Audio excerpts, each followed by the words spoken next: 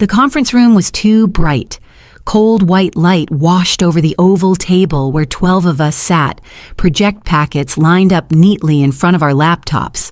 Mine was thicker than most 6 months of work, distilled into diagrams, annotations, side-by-side comparisons. I'd reviewed every pixel of that redesign so many times I could recite the user pathways in my sleep. I handed my folder to Renata with steady hands. She didn't open it right away.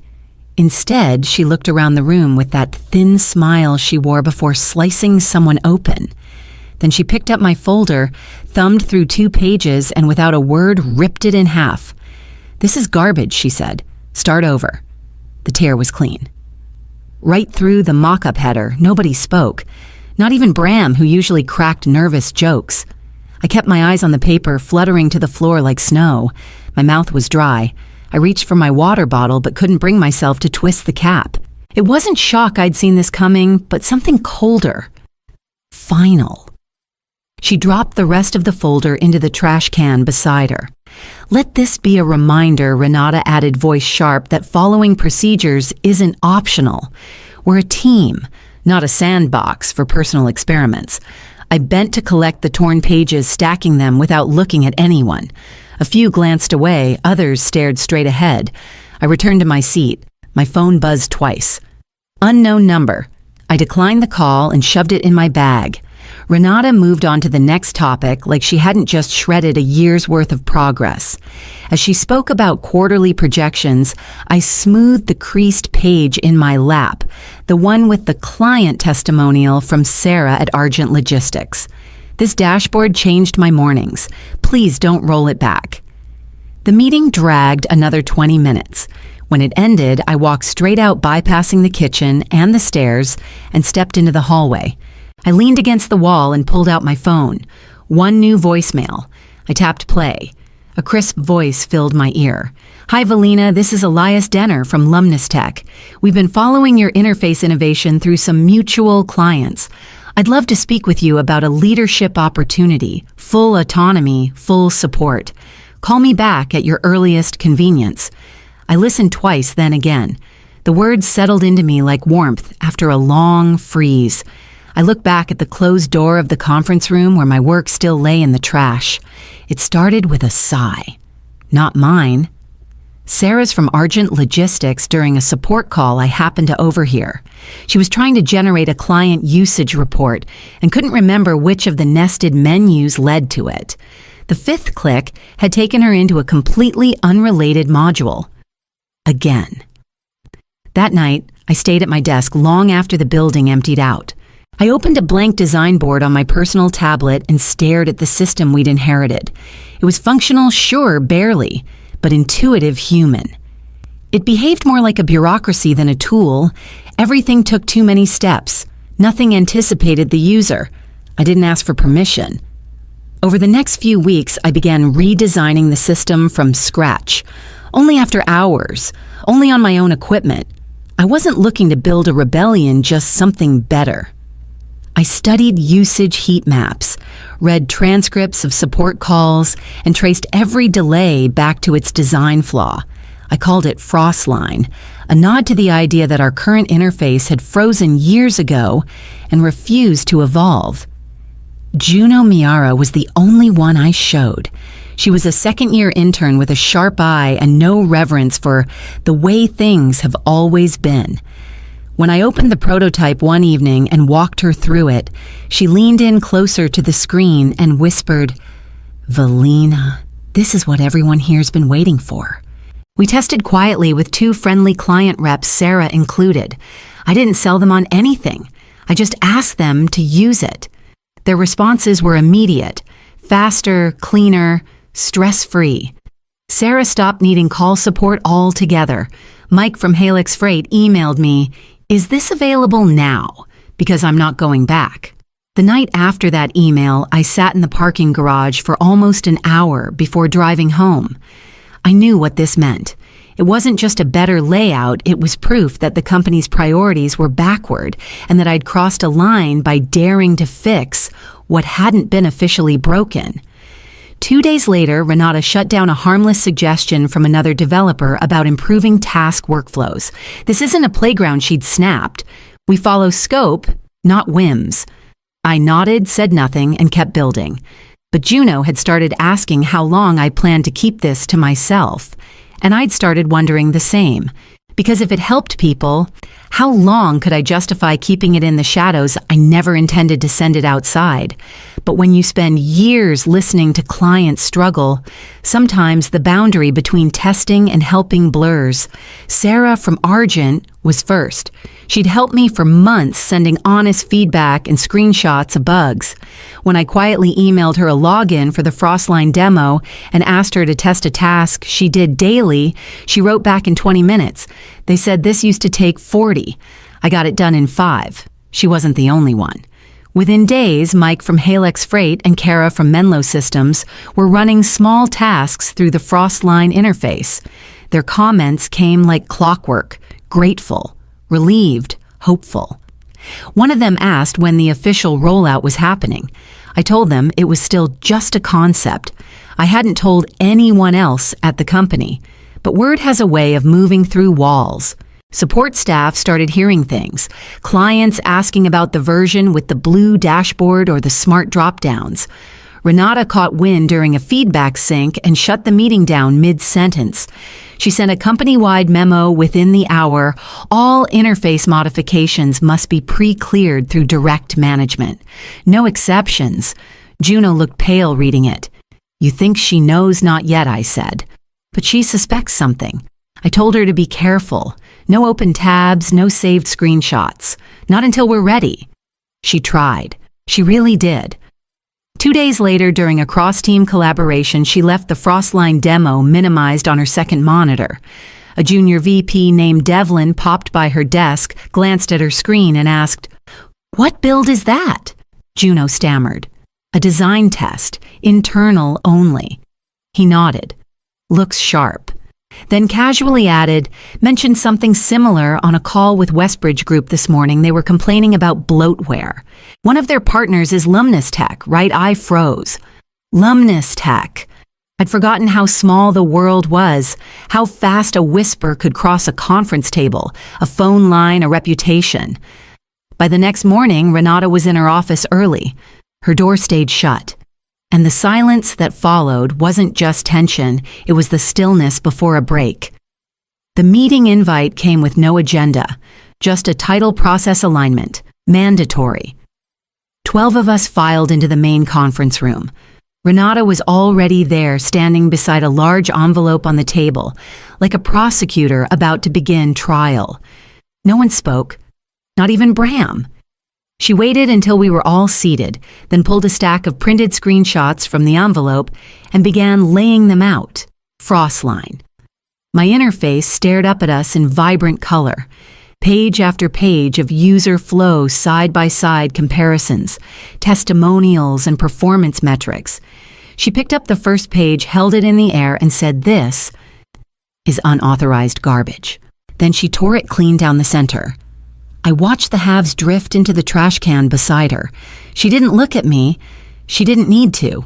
The next sheet was Sarah's testimonial. "This dashboard finally understands how I work." Gone. Then came performance data. 42% reduction in task time. Juno glanced at me, jaw clenched. I gave a small shake of my head. Let it play out. Renata didn't stop. She tore every single sheet, 17 pages, one by one. When she finished, she rested her hands on the table and looked at us all. "This is what happens when you forget who's in charge," she said. "Innovation without structure is sabotage."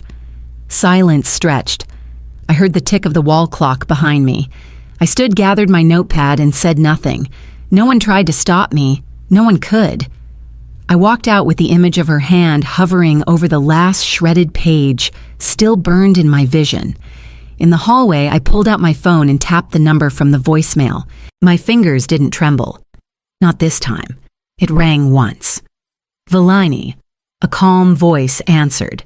"This is Elias Denner. I was hoping you'd call. We've been watching your impact from afar. What you've built, it speaks for itself." I didn't breathe. He continued, "Are you open to a serious offer? Full autonomy. We want you leading interface design here." My voice came steady even. "I'm listening."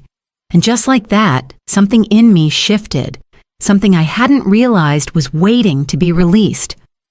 That evening, I sat on the edge of my couch with my laptop open, waiting for the Zoom call to connect. Elias appeared on screen, silver hair, sharp eyes, calm voice. He didn't waste time with small talk.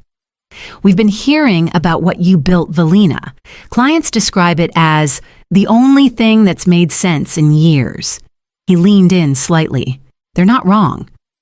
I shared my screen and opened the scans I'd made before Renata tore everything up. Diagrams, performance benchmarks, handwritten notes from real users. He studied them in silence, then let out a short laugh. "That's your trash. It's our blueprint." He outlined the offer: $180,000 base full design, autonomy 50A signing bonus equity participation. "We want you shaping the future of interface systems," he said, "and we want you free to build without interference.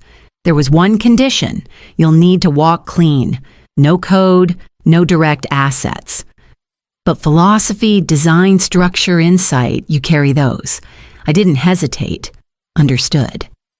After the call, I opened a blank document and typed my resignation. 1 page, direct, no emotion. I printed it, folded it, and slipped it into my bag. The next morning, I arrived early and waited for the weekly sync to start. Same conference room, same chairs. Renata entered 5 minutes late and sat directly across from me. I didn't stand up until everyone else had finished updating. When the room quieted, I placed the envelope in front of me. "I'm resigning," I said, effective immediately. 12 pairs of eyes lifted at once. Renata blinked. "You can't just, I can." I opened my phone and held up the email. The Lumnis Tech offer was visible on the screen. "You taught me that what matters most is following orders. But some of us solve real problems." The silence that followed wasn't shock. It was recognition. Half the room had seen my interface. They knew what I'd built, and now they knew where it was going. I picked up my notebook and walked to the door as Renata scrambled for words behind me. I didn't look back. There was nothing left in that room I still needed. Lumnis Tech was everything they'd promised and more. No fluorescent overheads, no status meetings for the sake of protocol, just space tools and people who actually listened when I spoke. Within my first week, I had a full team of developers ready to implement the Frostline framework, only now it was called VelOS. My name, my build refined with better resources and freedom I'd never known at Data Tech. Hal Rusk joined my team as a junior designer, bright, thoughtful, a little hesitant at first. Watching him puzzle over early-stage layouts reminded me of my own first designs, clumsy but earnest, full of possibility. I gave him room. He didn't need a handler, just someone who believed in him before he fully did. Meanwhile, I kept hearing whispers. I hadn't told a soul at my old company where I was going. I didn't need to. The absence was loud enough.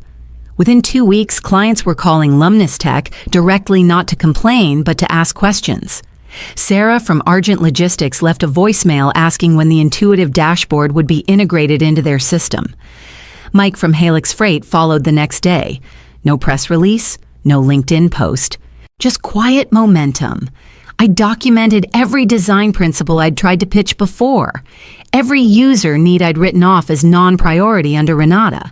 Here, those insights became launch blueprints. Our beta rollout of Velos happened within 30 days, and unlike last time, no one shredded it. 2 nights after launch, I got a message from Juno. Short, no punctuation. "Half the office is asking if they can apply at your new place." I didn't reply right away. I just stared at the message and let it sit beside me like an old friend who'd been through the worst and made it out breathing. The next morning, I walked into the Lumnis Tech UX lab where my new team was already tweaking the rollout based on real-time feedback. Hal looked up and grinned. "We're already getting client requests for custom add-ons," he said. I nodded, logged in, and opened my dashboard. The same one Renata had once called garbage. The first wave of fallout came quietly. Argent Logistics canceled their renewal contract citing interface regression and slow usability. A week later, Halex Freight suspended their expansion pilot requesting a migration timeline. No one at Lumnis Tech reached out. They came to us. I heard through industry channels that Renata was in damage control mode, calling clients personally blaming the UX delay on internal miscommunications. But behind closed doors, she was pointing fingers in every direction, including mine. HR conducted a full audit. No violations, no code transfers, just insight, just design. Just the truth she'd ignored until it walked out the door. The company ran an anonymous morale survey. The results leaked within a day, lowest since 2019. Words like fear-based, paralyzed, and punitive repeated throughout. One entry simply said, "She tore up the one thing that was working." The board met in emergency session. A director was overheard in the hallway muttering, "What kind of manager destroys functioning innovation during a retention crisis?" In response, Renata did what she always did. Tightened the screws. No work outside company-issued devices. No Slack after 6 p.m. Weekly task reports, daily activity check-ins. People didn't push back. They left. 3 engineers walked within 2 weeks, then a team lead, then Juno. She messaged me the day before her official resignation. Offer signed. 2 weeks. I'll see you soon. I didn't gloat. There was nothing to gloat about. Watching someone crumble under the weight of their own control wasn't satisfying, it was inevitable. A house built on fear doesn't collapse in one day. It hollows slowly, then folds without sound. When Juno walked into the Lumnis Tech UX floor and joined my team, no one asked what had happened. She just sat down, opened her laptop, and started working. Later that afternoon, I checked our usage analytics. VeloS adoption had crossed 10,000 users. I clicked into the client breakdown and saw a new name on the list, Menlo Systems, another old contact, another quiet message. They were coming too. The call came on a Thursday afternoon during a quiet stretch between rollout cycles. I almost didn't recognize the number until I picked up and heard the voice I hadn't heard in over 2 months. Valina. "This is Grayson Vell." I leaned back in my chair. His voice still had that measured, practiced calm. The kind you use when you're trying to sound like everything's under control. I wanted to reach out personally, he said, to explore a potential partnership opportunity. We're considering transitioning a portion of our remaining clients to Lumnis Tech. In exchange, we'd propose a staffing integration, maybe a few shared personnel. There was a pause. Then he added more carefully, "We'd also be open to exploring a leadership arrangement if that's of interest." I let the silence stretch. Finally, he cleared his throat and asked, "What would it take to bring you back as Director of Innovation?" I smiled, not cruelly, just with the kind of clarity that comes from no longer needing anything. "I already am one," I said. There was a longer pause this time. "I see," he replied. "Understood. I appreciate the call," I said. "Truly. But if you're serious about salvaging what you can, I'd recommend bringing on some of the people you overlooked. Juno Mira, Lennox Tran, Devin Meyer. They were building something long before you noticed." Before he could respond, I added one last thing. It was never about ego Grayson. It was about listening. Your team told you what users needed, you just couldn't hear them. We ended the call politely. He sounded tired. I didn't feel triumphant. I just felt done. That evening, I sent Juno a quick message. "If they call, say yes, only if it moves you forward." She replied in seconds. "They already did." I said no. The next morning, I walked into our weekly design review. Hal was setting up and Juno was sketching a new onboarding flow on the whiteboard. I nodded at the two of them, picked up my coffee, and turned toward the screen where our next rollout metrics were waiting. By mid-quarter, the news was official. Datatech Solutions had been acquired by Sendrix Analytics, a vendor known more for template licensing than user empathy. The kind of company that celebrated efficiency over experience. It wasn't a surprise. What did surprise me, though, was how fast it unraveled after that. Renata wasn't part of the retention plan. Word circulated that her departure had been quiet but immediate. I didn't comment. I didn't need to. Former colleagues began reaching out, some through email, others in messages that simply read, "It's poetic." A few even attached screenshots of Velos in use captioned with lines like, "This was once called garbage." Someone I'd never met posted a side-by-side of the Frostline mock-ups and the current Lumnistech interface on LinkedIn. The post went viral. I wasn't tagged, but the message was clear. I was invited to speak at a Women in Tech summit later that month. I nearly said no, but Hal nudged me gently. They don't want a keynote. They want a real story. So I told them one. I told them about Sarah's sigh on the support line, about staying late with a tablet and no permission, about watching my work get torn in half by someone who thought authority mattered more than outcome. And I ended with a single sentence. Build anyway, even if they tear it up. Afterward, interns started requesting to be assigned to my team. Hal was promoted to interface lead. Juno, now guiding our client onboarding stream, launched a mentorship circle she quietly named the Frostline Group. It wasn't about revenge anymore. It hadn't been for a while. It was about momentum, about impact, about doing the thing that should have been done from the start: listen, observe, respond, improve. That Monday, I returned to my office and found a note on my desk, unsigned but unmistakable. You made something that changed the way we work and the way we lead. Thank you. I slipped it into the side pocket of my bag and headed to the lab where Juno was already sketching out the next feature release on the whiteboard. The Lumnistech launch event was held in a repurposed rail station, all arched glass and exposed beams, old bones made new. I stood near the back, at first watching the main screen cycle through usage metrics, real-time activity maps, and client success stories. VeloS had reached over 6 million daily users. The interface I'd once sketched in a silent office now lived on screens around the world. I hadn't burned a bridge. I hadn't written a single scathing email. Not once did I try to embarrass Renata or prove her wrong. I just kept building, one release at a time. One conversation at a time, one person at a time. And they came. Sarah flew in for the event. She found me during a break and hugged me longer than expected. You didn't just change the tool, she said. You changed how we think about the work. The keynote featured a panel of industry leaders talking about user-centered design. My name came up again and again, not as the angry voice, not as the rebel. Just the one who listened and created what the others couldn't see. Later that week, a newspaper article circulated online. I hadn't agreed to the headline, but it made me laugh when I saw it. The woman who rebuilt usability and let her enemies bury themselves. I didn't share it. I didn't comment. I saved it quietly the way you save a letter you'll only reread once. In the closing moments of the launch, I was asked if I had any final words for the next generation of builders. I stood still for a moment, looking out at faces full of ideas, and said softly into the mic, "You don't need revenge. You just need to build something they can't ignore and let them destroy themselves."